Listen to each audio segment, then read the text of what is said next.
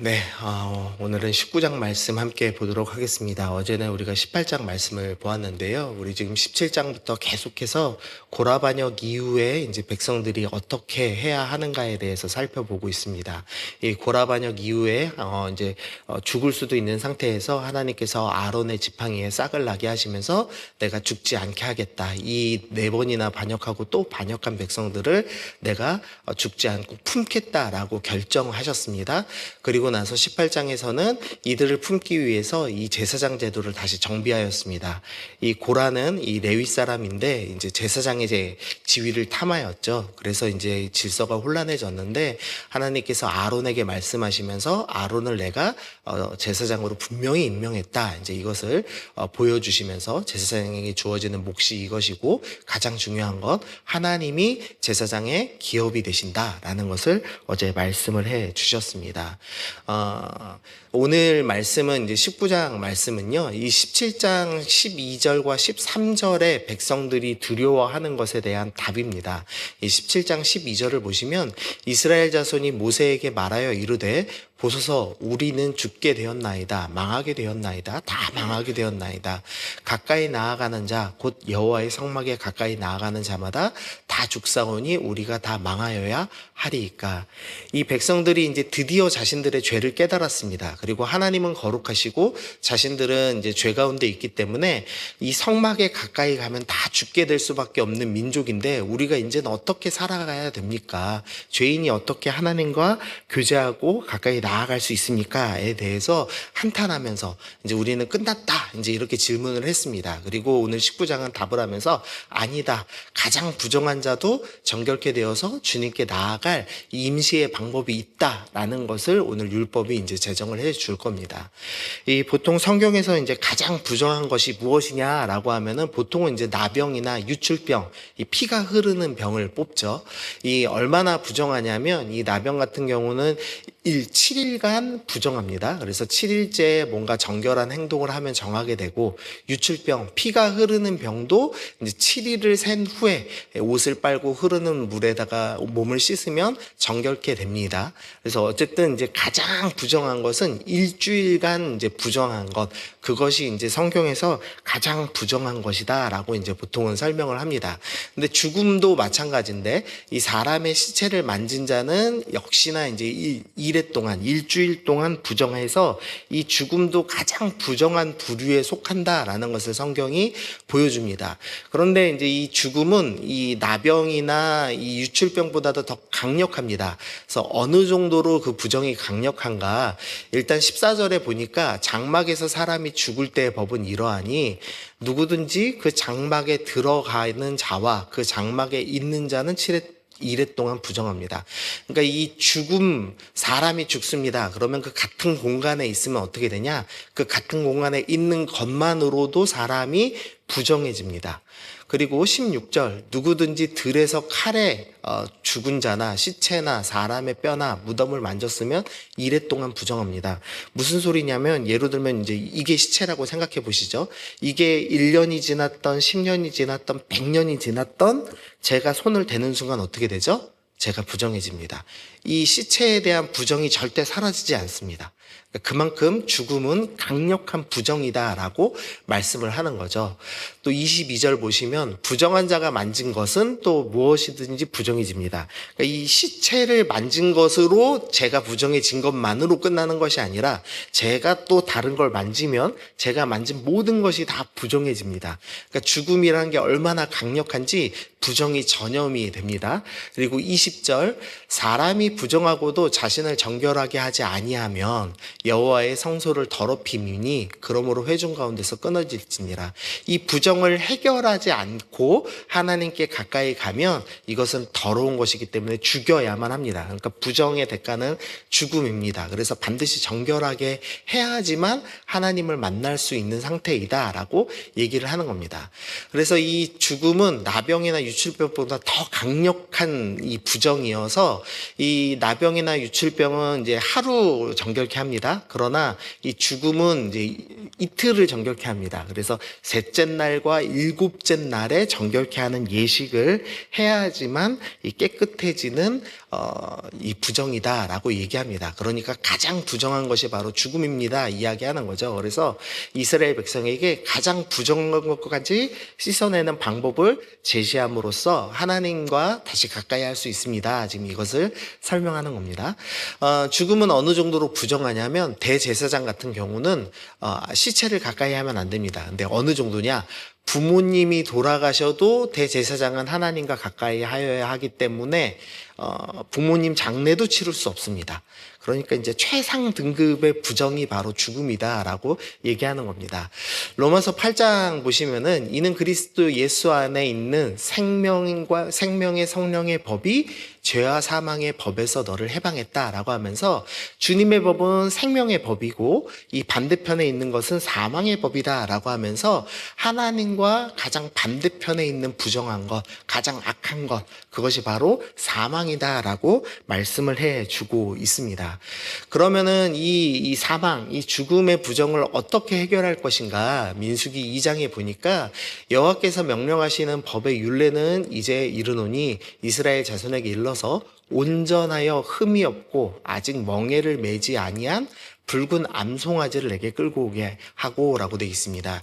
이 먼저 이제 이 붉은 암송아지라고 하니까 좀 어색하죠. 이 히브리 말에는 갈색이란 표현이 없습니다. 그러니까 이게 그냥 갈색이라고 보시면 됩니다. 그러니까 갈색 건강해 보이는, 그래서 흠이 없는, 부정한 것이 전혀 없고 아직 멍에를 매지 아니한, 그러니까 오직 다른 데는 쓰지 않고 이 속죄만을 위해서 준비된, 보통 이 3개월 정도 된 이 암송아지를 이제 준비를 해 옵니다. 그렇게 해서 독특하게 하는데요. 이 진영 밖으로 데리고 가서 가죽과 고기와 피와 똥을 다 불살릅니다. 그러니까 이 죽인 상태에서 원래는 피를 빼죠. 이제 제물은 피를 빼고 각을 뜨고 그렇게 이 안에 있는 내장과 똥은 다 갖다 버리고 그 다음에 하나님께 제사를 드리는데 그게 아니라 그냥 통째로 다 불살라 버립니다. 그러니까 완전히 정결케 불로 다 불살라서 정결케 하는 재료로 삼는 것입니다. 그러니까 완전히 다 불사르는 것은 오늘 보이는 이 붉은 암송아지의 재만이 이 성경에서 완전히 불사르게 사용을 합니다. 근데 이제 완전히 불살랐으니까 정결해졌을 거다라고 생각을 하는데 이 죽음은 너무 부정하기 때문에 거기다가 더 정결케 하는 재료를 추가합니다. 무슨 재료를 추가하냐면 백향목과 우슬초와 홍색실을 추가하는데요. 이 세 가지 재료는 언제 또 사용하냐? 레위기 14장 4절에 보니까 나병을 정결하게 할 때 쓰는 재료입니다. 그러니까 나병도 7일 동안 부정한 가장 큰 부정이라고 말씀드렸죠. 가장 부정한 것을 해결하는 지금 두 개의 재료를 합쳐서 죽음이라는 부정을 제거하는 데 쓸 만큼 가장 이제 정결한 재료를 씁니다. 거기다가 이 암송아지를 불태울 때 조금이라도 부정한 게 나올 수 있죠. 그러면 그것은 어떻게 되냐? 불태운 사람에게 죄가 전가됩니다. 부정한 게 넘어갑니다. 그래서 이 암송아지를 불태운 제사장은 어떻게 하냐? 저녁까지 부정해서 몸을 씻어야 됩니다. 그러니까 이 붉은 암송아지의 죄는 조금도 부정함이 묻지 않았다라는 것을 보여주고 있습니다. 거기다가 재료를 또 하나 추가하는데 이 불살은 재에다가 아까 세 가지 재료를 더했죠. 거기다가 실제로 사용할 때는 흐르는 물에다가 이 재를 섞어서 씁니다. 흐르는 물도 이 부정한 것을 정결케 하는, 그래서 뭐 유출병이 났을 때 흐르는 물로 씻어서 정결케 하는 식으로 사용을 했는데 여기다가 또 가장 정결한 흐르는 물까지 사용해서 이 세 가지의 가장 정결한 것을 사용하여서 지금 죽음이라는 부정을 해결할 수 있습니다라고 설명을 하는 겁니다.